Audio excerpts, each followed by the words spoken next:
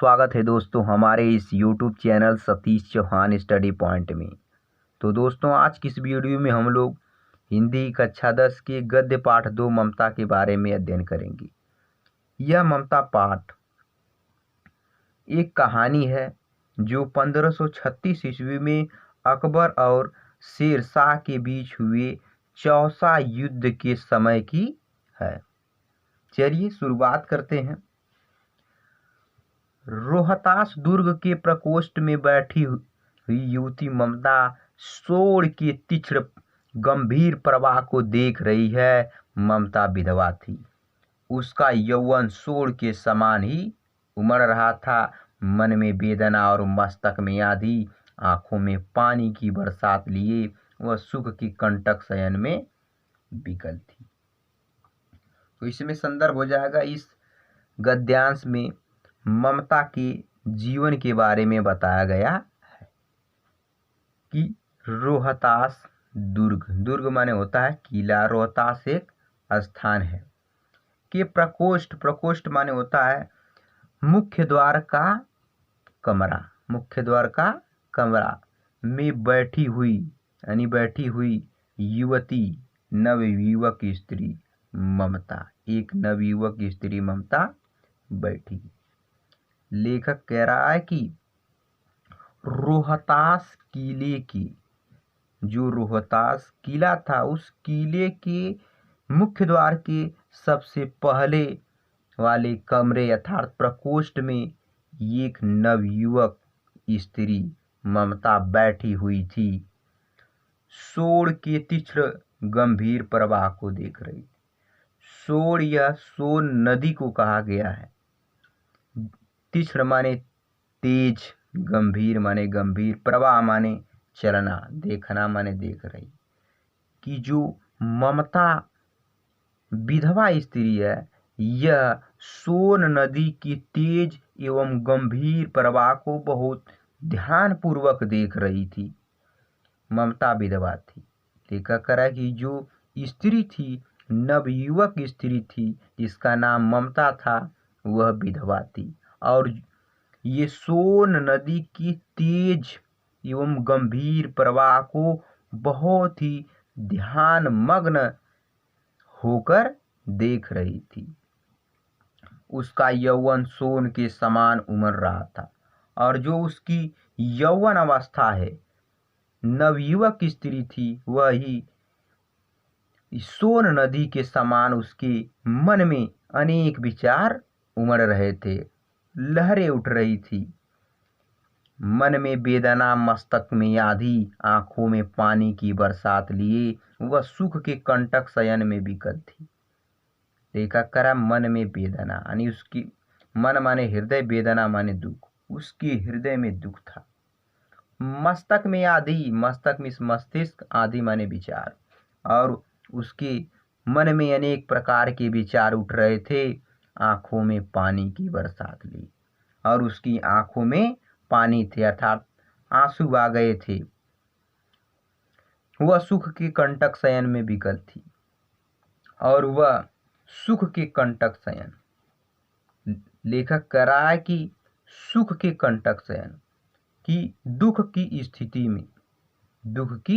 स्थिति में उसे जो सुख था वो एक कांटे के समान प्रतीत हो रहा था। विकल माने व्याकुल होता है, कंटक शयन माने कांटों का सोने वाला स्थान की, अर्थात जो विधवा स्त्री ममता थी, दुख की स्थिति में उसे सुख कांटे के समान चुभ रहा था।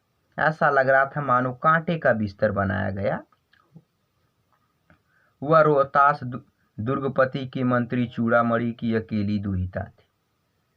लेखक कह रहा है कि जो रोहतास नामक स्थान था, उस किले का जो राजा था, दुर्गपति माने किले का राजा, उस राजा के मंत्री जिसका नाम चूड़ामणि था, उस चूड़ामणि की अकेली दुहिता माने पुत्री थी।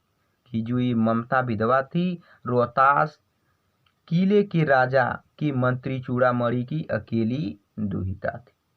फिर उसके लिए कुछ अभाव होना असंभव था। अभाव माने होता है कमी, असंभव माने जिसकी संभावना न हो। लेखक कह रहा है कि मंत्री चूड़ामणि की अकेली पुत्री थी, इस कारण उसके लिए सभी चीजें उपलब्ध थी, सभी वस्तुएं उपलब्ध थी और उसे किसी भी चीज का अभाव नहीं था, किसी भी चीज की कमी नहीं थी, क्योंकि वह एक राजा के मंत्री चूड़ामणि की पुत्री थी, परंतु वह विधवा थी। लेखक कह रहा है कि परंतु वह राजा महाराजा की पुत्री होने के बावजूद वह एक विधवा स्त्री थी। हिंदू विधवा संसार में सबसे निराश्रयी प्राणी है, तब उसकी विडंबना का कहाँ अंत है। लेखक कह रहा है कि उस समय जब ममता विधवा थी और चौसा का युद्ध चल रहा था, उस समय हिंदू धर्म में विधवा युवती की जो स्थिति होती है वो बहुत ही दयनीय होती है। उस समय पुनर्विवाह का जो प्रचलन था नहीं था, कि यदि कोई नवयुवक स्त्री का पति मर जाए तो वह विधवा हो जाती थी, तो वह दोबारा अपनी शादी नहीं कर पाती थी। लेकिन वर्तमान समय में पुनर्विवाह हो जाता है। यह पुनर्विवाह पहले नहीं था, जिसके कारण हिंदू विधवा, ये हिंदू धर्म में जो विधवा थी, पूरे संसार में सबसे निराश्रय प्राणी मानी जाती थी। निराश्रय का माने बिना आश्रय वाला, उसे कोई भी सहारा देने वाला नहीं था, इसलिए उसकी दशा बहुत ही दयनीय थी, शोचनीय थी। तब उसकी विडंबना का कहाँ अंत था। विडंबना माने दुख, अर्थात दुर्भाग्य। इस स्थिति में जब उसका सहारा देने वाला कोई नहीं था, तब उसके जीवन में यह सभी दुख उसके साथ साथ चल रहा था, अर्थात उसकी विडंबना का कहाँ अंत था, अर्थात उसके जो दुख था, यह दुर्भाग्य था कि उसके साथ साथ चल रहा था, उसकी कोई भी सहायता नहीं कर रहा था, क्योंकि उस समय पुनर्विवाह का प्रचलन नहीं था। चूड़ामणि ने चुपचाप उसके प्रकोष्ठ में प्रवेश किया। ठीक इसी समय जब ममता सोन नदी के तेज प्रवाह में लीन थी, खोई हुई थी, तभी उसके पिता चूड़ामणि ने चुपचाप उसके कमरे में प्रवेश किया। शोर के प्रवाह में, उसके कलनाद में अपना जीवन मिलाने में वह बेसुध थी।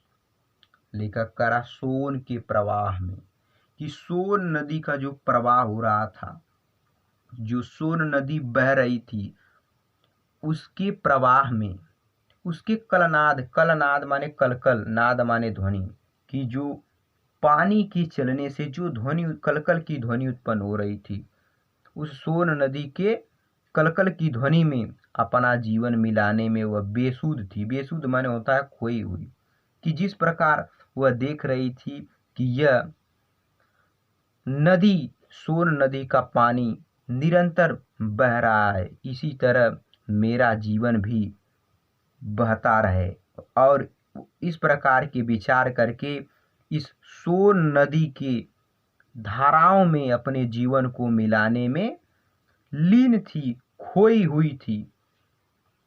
पिता का आना न जान सकी, और इतनी खोई हुई थी कि उसके पिताजी उसके कमरे में कब प्रवेश किए उसे थोड़ा भी एहसास नहीं हुआ। चूड़ामणि व्यथित हो उठे। व्यथित माने व्याकुल, कि अब ममता के जो पिताजी थे चूड़ामणि, वो व्याकुल हो उठे कि मेरी पुत्री को क्या हो गया है, स्नेह पालिता पुत्री के लिए क्या करें। और वह सोचने लगे, स्नेह पालितानी, प्रेम से पाली पोसी गई। स्नेह माने प्रेम, पालिता माने पोषित की गई, पाला गया, कि इस प्रेम से पोषित की गई, प्रेम से पाली गई इस ममता पुत्री के लिए अब क्या किया जाए। यह तो अपने विचारों में खोई हुई है, यह स्थिर न कर सकते थे। स्थिर मतलब होता है रुकना। ऐसी अवस्था में वह रुक नहीं सकते थे, लौट कर बाहर चले गए। ऐसा प्राय होता है, पर आज मंत्री के मन में बड़ी दुश्चिंता थी, पैर सीधे न पड़ते थे। लेखक करा इस स्थिति को देखकर वे बाहर चले गए। ऐसा प्रायः होता है, लेखक करा कि ऐसा सामान्यतः होता है, परंतु आज मंत्री चूड़ामणि के मन में बड़ी दुश्चिंता माने बहुत बड़ी चिंता हो रही थी। पैर सीधे न पड़ते थे, अर्थात जो उनकी शरीर थी वो अपने आप में स्थिर नहीं थी। वो पैर जो पड़ रहे थे वो सीधे नहीं पड़ रहे थे।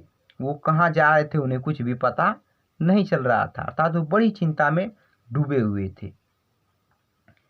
एक पहर बीत जाने पर वे फिर ममता के पास आए। एक पहर का मतलब होता है 3 घंटे का समय। 3 घंटे के समय को एक पहर कहते हैं और एक दिन अर्थात 24 घंटे में 8 पहर होते हैं। तो कह रहा है लेखक कि एक पहर बीत जाने पर वे फिर ममता के पास आए, यानी 3 घंटे के बाद का समय, अर्थात एक पहर बीतने के बाद जब एक पहर बीत जाता है तब ममता के पिता चूड़ामणि अपनी पुत्री के पास दोबारा आते हैं। उस समय उनके पीछे 10 सेवक चांदी के बड़े थालों में कुछ लिए हुए खड़े थे। और जब इस बार ममता के पिताजी चूड़ामणि आते हैं तब उनके साथ उनके पीछे 10 सेवक जो उनकी सेवा करने वाले थे चांदी के बड़े बड़े थालों में कुछ लिए हुए खड़े थे। कितने ही मनुष्यों के पद शब्द सुन ममता ने घूमकर देखा। लेखक कराए जब अपने पिताजी के साथ उसके पिताजी के साथ अनेक सेवक आए तो उनके जो पद शब्द हैं यानी पैरों की चलने से जो ध्वनि उत्पन्न हो रही थी उसको सुनकर ममता ने पीछे घूमकर देखा। मंत्री ने इन सब थालों को रखने का संकेत किया, अनुचर थाल रखकर चले गए। लेखक कह रहा है कि जब ममता ने देखा तो मंत्री ने इन सभी लोगों को उस थाल को नीचे रखने का इशारा किया। अनुचर थाल रखकर चले गए। अनुचर माने जो सेवक थे, जो सेवक चांदी की थाल में कोई वस्तु लिए थे उसे रखकर चले गए। ममता ने पूछा, यह क्या है पिताजी? उस थाल को देखकर ममता विधवा स्त्री अपने पिता चूड़ामणि से कहती कि पिताजी इस थाल में क्या है? तेरे लिए बेटी उपहार है, कहकर चूड़ामणि ने उसका आवरण उलट दिया। जब इस बात को ममता कहती कि पिताजी इसमें क्या है, तब उसके पिताजी चूड़ामणि जी कहते हैं बेटी यह तेरे लिए उपहार है। इतना कहकर चूड़ामणि ने उस चांदी के बर्तन में ढके हुए सोने को उलट दिया था, उसके ढक्कन को खोल दिया। स्वर्ण का पीलापन सुनहली संध्या में विकीर्ण होने लगा। आगे लेखक करा कि जो सोने का पीलापन था, जो सोने का पीलापन का प्रकाश था, आभा था, चमक थी, वो सुनहली संध्या में यानी शाम की मनमोहक संध्या में विकीर्ण होने लगा। विकीर्ण माने फैलने लगा। जब मंत्री ने उसका जो आवरण था उसे हटाया तो जो स्वर्ण का पीलापन था इस सुनहली संध्या में चारों तरफ फैल गया। ऐसा लगा कि मानो चारों तरफ सोना ही सोना, सोने का जो आवरण दिखाई दे रहा था, चारों तरफ सोना ही सोना के समान संध्या दिखाई देने लगी, जिससे उसका प्रकाश चारों तरफ फैल गया। ममता चौंक उठी और जो विधवा स्त्री ममता थी आश्चर्यचकित हो गई, चौंक गई। यह क्या, इतना स्वर्ण यह कहाँ से आया? वह कहती इतना ज्यादा सोना, पिताजी आप यह सोना कहाँ से लाए हैं? चुप रहो ममता, यह तुम्हारे लिए है। जब ममता इतनी बात कहती है तो उसके पिताजी कहते हैं चुप रहो ममता, यह तुम्हारे लिए। हे ममता तुम शांत हो जाओ, यह सभी धन मैंने तुम्हारे लिए लाया है। तो क्या अपने म्लेच्छ का उत्कोच स्वीकार कर लिया? जब इतनी बात उसके पिताजी कहते हैं तब ममता कहती है तो हे पिताजी क्या अपने म्लेच्छ माने होता है विधर्मी, अर्थात जो हिंदू धर्म से अलग हो। उत्कोच माने होता है रिश्वत। हे पिता क्या आपने विधर्मी के रिश्वत को स्वीकार कर लिया? हे ईश्वर, हे पिता, क्या आपने विधर्मी का जो रिश्वत था उसको आपने स्वीकार कर लिया? पिताजी, यह अनर्थ है, अर्थ नहीं।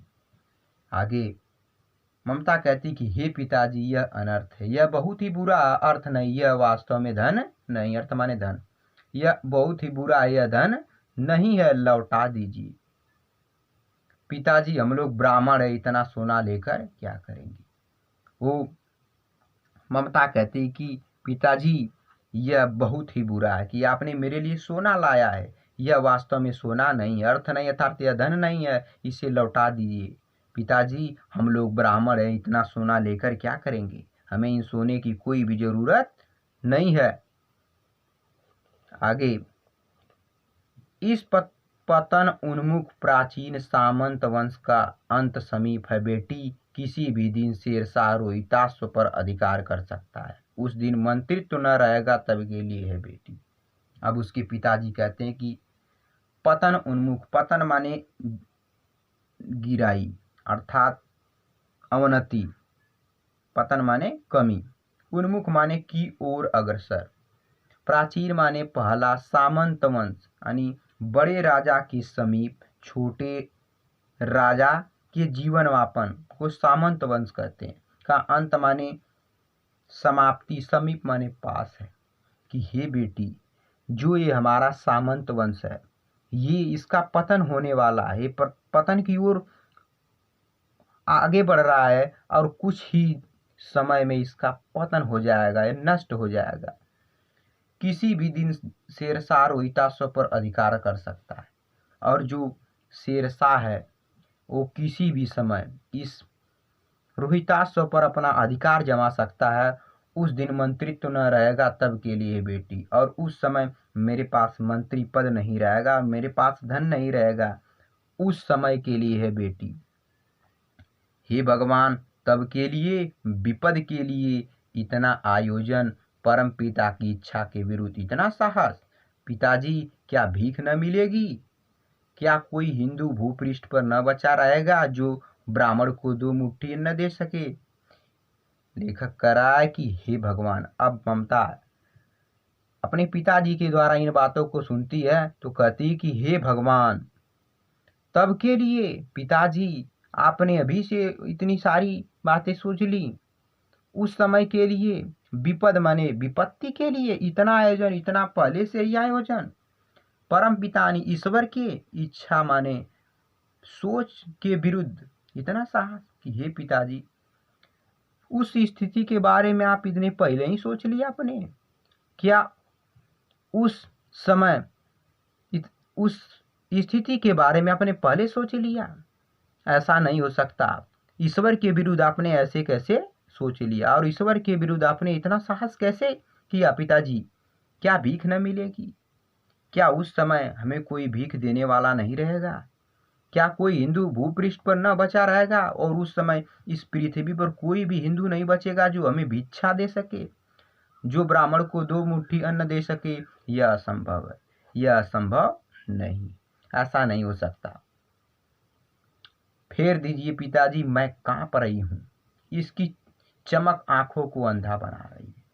अब ममता कहती कि हे पिताजी, इस सोने को आप लौटा दीजिए, मैं इसे देखकर कांप रही हूँ, और जो इसकी सोने की चमक है मेरे आंखों को अंधा बना रही है, अर्थात मैं इसकी आंख अंधेपन में मैं डूब रही हूँ। मूर्ख है कहकर चूड़ामणि चले गए। अब जब इतनी बात ममता ने कहा तो चूड़ामणि अपनी पुत्री ममता को कहते हैं, मूर्ख है कि तुम बहुत ही मूर्ख हो, तुम्हारे लिए मैं इतना सोना लाया हूँ, तुम ऐसी बातें कर रही हो, बता तुम बहुत ही मूर्ख हो। इतना बात को कहकर मंत्री चूड़ामणि चले जाते हैं। दूसरे दिन जब डोलियों का तांता भीतर आ रहा था, ब्राह्मण मंत्री चूड़ामणि का हृदय धक धक करने लगा। वह अपने को रोक न सका, जाकर रोहतास दुर्ग के तोरण पर डोलियों का आवरण खुलवाना चाहा। पठानों ने कहा, यह महिलाओं का अपमान करना है। अगले दिन की बात है, जब डोलियों का ताता, ताता माने समूह, भीतर आ रहा था मतलब अंदर आ रहा। अगले दिन की बात है जब अनेक डोलियों के साथ सैनिकों का समूह अंदर आ रहा था, तब ब्राह्मण मंत्री चूड़ामणि का जो हृदय था धक धक करने लगा। अर्थात परेशान हो उठे कि यह कैसा डोली है, यह कैसी डोली है। वह अपने को रोक न सका, वह अपने इस मन के विचार को रोक नहीं पाए। उसने जाकर रोहतास दुर्ग के तोरण पर, कि रोहतास दुर्ग का जो तोरण था, तोरण माने दरवाजा, कि रोहतास दुर्ग के दरवाजे पर जाकर डोलियों के आवरण की, जो डोलियां जो ढकी हुई थी उसके आवरण को खुलवाना चाहा। तब पठानों ने कहा कि जो उस डोली के साथ पठान सैनिक जा रहे थे, उन्होंने कहा यह महिलाओं का अपमान करना है। आप इस डोली के आवरण को खुलवाना चाहते हैं, जो महिलाओं के लिए अपमान है, ऐसा हम कभी नहीं कर सकते। तब बात बढ़ गई, तलवारें खींची, ब्राह्मण वहीं मारा गया और राजा रानी और को सब छली शेरशाह के हाथ पड़े। जब चूड़ामणि ने इतनी बात कही, तभी पठान सैनिकों और चूड़ामणि के बीच बात बढ़ गई। तलवारें खींची गई, दोनों तरफ से तलवारें खींच ली गई, ब्राह्मण वहीं मारा गया और जो ब्राह्मण मंत्री चूड़ामणि थी उसको वहीं मार दिया गया। और राजा रानी, कोष माने धन, सब छली शेरशाह के हाथ पड़े। जो उस राज्य के राजा रानी थे और संपूर्ण धन था, वो छली शेरशाह ने लूट लिया। परंतु निकल गई ममता। परंतु इस स्थिति में वह विधवा स्त्री ममता इस दुर्ग से बाहर निकल गई। डोली में भरे हुए पठान सैनिक दुर्ग भर में फैल गए, पर ममता न मिली। देखा करा कि जो डोली आ रही थी, उस डोली में कोई स्त्री नहीं थी, बल्कि उस डोली में सैनिक थे, जो इस चूड़ामणि की हत्या करने के लिए एक योजना के माध्यम से आए थे। पठान सैनिक जो उसमें छिपे हुए थे, उसमें डोली से बाहर आए और पूरे दुर्गानी किले भर में फैल गए, पर ममता न मिली। परंतु जो ममता स्त्री है वह नहीं मिली। तो दोस्तों, ये रहा आपका ममता का पार्ट 1। वीडियो पसंद आए तो इसे लाइक, शेयर और कमेंट करिए। यदि चैनल पर नए हैं तो प्लीज़ चैनल को सब्सक्राइब कर लीजिए और बेल आइकन को प्रेस कर दीजिए, ताकि आने वाले वीडियो की नोटिफिकेशन मिलते रहे। तो अगले वीडियो मिलेंगे, तब तक के लिए बाय बाय, धन्यवाद।